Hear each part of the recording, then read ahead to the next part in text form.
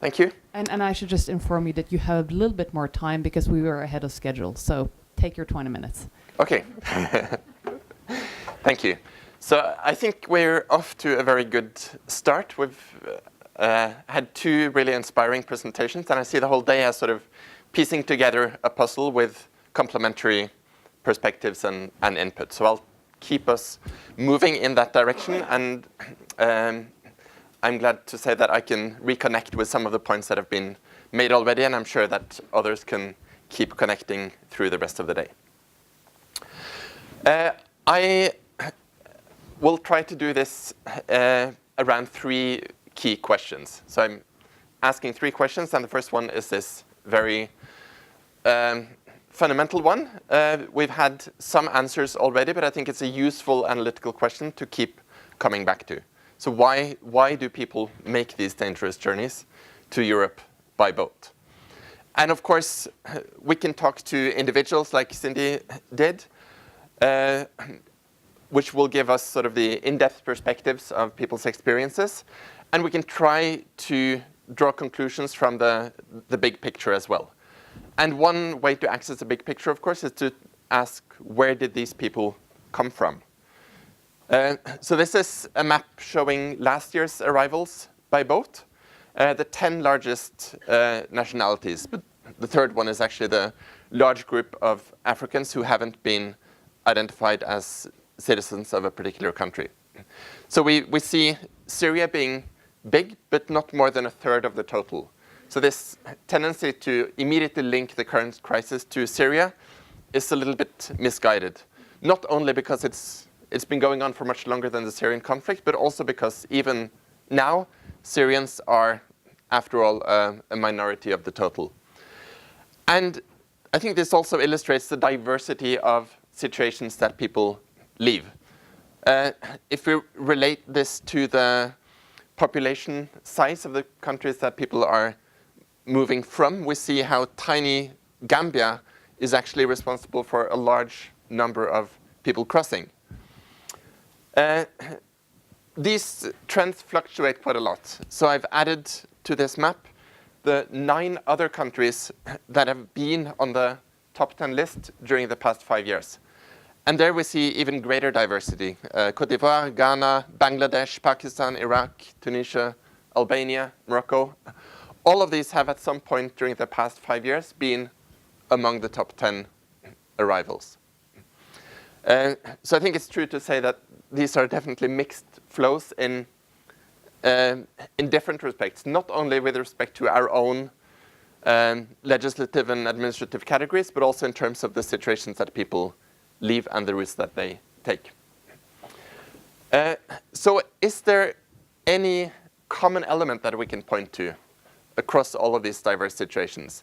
And I'm raising that question because we also very easily fall into this dichotomized view of some people as genuine refugees and others as fortune seekers. And it is, I think, more mixed also in that respect, in that our categories are distinct, but people's actual experiences and motivations are not. And what it is that makes people turn to migration is a question that we've explored in different research projects here at Prio. And one thing that I think comes up is that when people are in a difficult situation, a dangerous situation, a degrading situation, a situation that frustrates them or makes them feel that they have to do something, they always have a diversity of possible causes of action. If they're under danger, they could try to stay safe where they are in some ways. Some people have to do. If they can't feed their children, they could try to make money by working. They could go and rob someone. They always have different possibilities. But migration very often stands out as offering the cleanest break from the current situation. It's not a matter of trying to make ends meet and making things a little bit better. It's about really doing something different, getting out of the situation. It also offers hope in a different way. And I think that's a crucial aspect of understanding migration dynamics, that it offers hope more than many of the other courses of action that people can take. And finally, of course, there is also an element of despair that's important. And it's obviously more important in some contexts than others, as both Cindy and Chris pointed to. But the element of despair is also linked to the migration dynamics and the control mechanisms, in the sense that more and more people have to take very circuitous routes to even get to where the boats are. So this is how many Syrians, for instance, have traveled to reach Lampedusa. And of course, by the time they're on the coastline of Libya, they've spent a lot of money, they've spent a lot of time, they've taken many risks. And this is where they are in Libya. And of course, if they came from the war in Syria, maybe destitution or desperation was a driving force at the outset. But it's certainly as big when they are in Libya and have very little to return to, and a very high opportunity cost in the sense of what they lose if they don't make that last final leg of the journey. But even people who didn't really leave out of desperation, but left with a sense of hope, might find themselves then in a situation of desperation at various points along the journey. Now, I've also noted this thing that Chris pointed to, which I think has received remarkably little attention, that we focus on the deaths, which are in record numbers and obviously terrible in every single case. But in terms of understanding the dynamics of it, this is the important picture, that it's a risk worth taking when this is where you are, 1,000 miles from home, having invested a lot of money already, nothing to return to, and everything that is about hope is ahead of you, and this is the risk that you have to take. So our work, of course, has to be to reduce that little white slice to zero. But we can still work on that and make that the primary objective, and still understand that its small size is important for the dynamics of what's happening. Now we know that the origins are diverse. And this is the sort of typical migrant that we imagined 10 years ago or less, when most people left West Africa with the hope of a better life in Europe, and most of them didn't escape a conflict. And at the time, mixed migration was a problem, mainly in the sense that in these boats, there might be one or two people who actually qualified for protection. And we had to make sure that the control measures didn't prevent their opportunities for seeking protection. Chris mentioned that mixed migration is, in a way, the core of the problem. But I think the core of the problem now, and the reason why it's such a big issue on political agendas today, is that the mix has shifted quite dramatically. So now, this figure is much more marginal. And this is the picture that dominates the discussion. I'm hesitating a little bit because I'm again playing with this dichotomy of two different types of migrants. And of course, this guy could also be living in a conflict zone and be subject to potential extortion, radicalization, and violence, and other things. But still, in terms of our political discourse, the awareness that most of these people are escaping conflict, most of them would have to be given protection in Europe if they come here, or at least very many of them, that has changed the dynamic. And that brings me to the second question, which is, I think, the most fundamental of all, which is, can Europe really have it both ways in the way that we're trying at the moment? And by that, I mean, we want to have the asylum system, but not the asylum seekers. We want to have the refugee convention, but we don't want the refugees. And that's really at the core of European policy, trying to bring those two wishes together. And luckily for us, there's a sea in between that actually helps to sustain this impossible situation of having it both ways. But because of boats, the sea is not enough. So we've made sure that on land borders there are fences and landmines. We've also made sure that everyone who comes from a potentially refugee-producing country needs a visa to come to Europe. And we've also ensured that if they apply for a visa, then their very need of protection is the grounds for rejecting that visa. And we've made sure that no one just comes and arrives at the border without a visa and applies for asylum, because we have these carrier sanctions. And we've even made sure that it's difficult to get to the transit countries by helping them help us by, for instance, introducing visa requirements for third country nationals who might be transiting through, say, Morocco or Turkey. So all of these measures are ways of trying to have it both ways. And then the smugglers are the ones who destroy this balance. And so you could really say that, in a way, what the smugglers are doing is enforcing consistency. In the sense that because of the smugglers, we can no longer have the refugee convention without also having the refugees. So this is, I think, the question that's pushed into the background by making it into an operational issue and trying to find operational challenges, because this is really the problem that we have to address in the long term. And my last question then is why these smugglers are so evil, because we've really heard a lot about how they are the scum of the earth. As one IOM person put it, they have nothing but cynicism in their hearts. And this is not specific to specific types of smugglers. They are the human smugglers in general who belong to this category of people.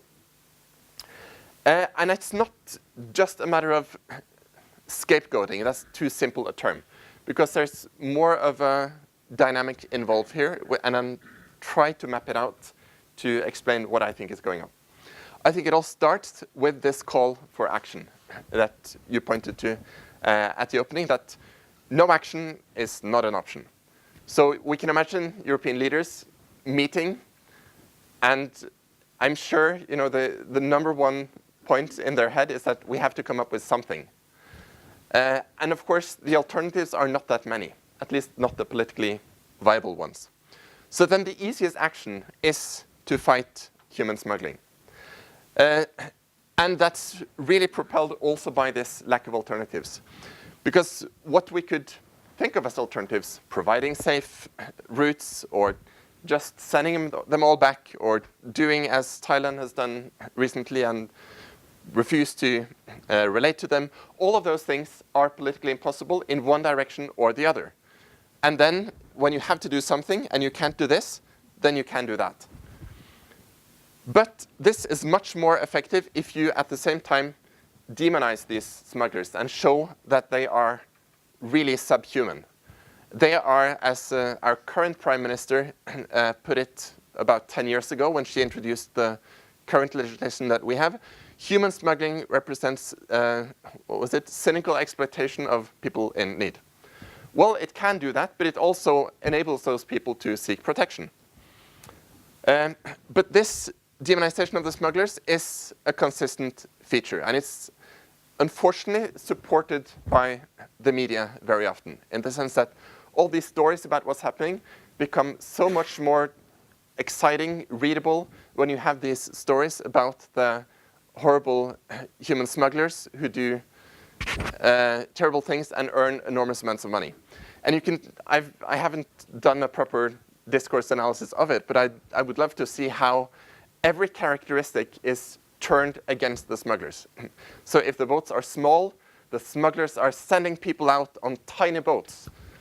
And if the boats are big, then the smugglers are using enormous ships. And if the boats are bad, then the reckless smugglers are risking people's lives. If they have top equipment, it shows that they are organized, powerful mafias. So every characteristic can be used to support this. And there we see this harmony between the leaders of Europe and the media who feed on this entertaining narrative. And this combination reduces the burden of responsibility for European leaders. Because now we have these terrible people who are to blame, and we are taking action against them. So by introducing this into the picture, the European leaders become the heroes of the stories, who really stand up for the migrants and protect them against these terrible smugglers. So that's how I think this is really a crucial piece of a bigger picture of politics and policy. But of course, many smugglers also do terrible things to the people in their care. So I think just as we shouldn't say they're all terrible, I'm not saying they're all wonderful people either. The point is to differentiate.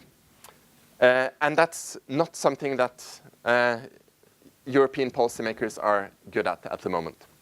But I think this is a useful framework for adding some differentiation into it. We can think of different people who are somehow orchestrating migrants' movements or interacting with them, and that they could be exercising different degrees of facilitation in terms of facilitating movement, and exploitation in terms of exploiting the migrants.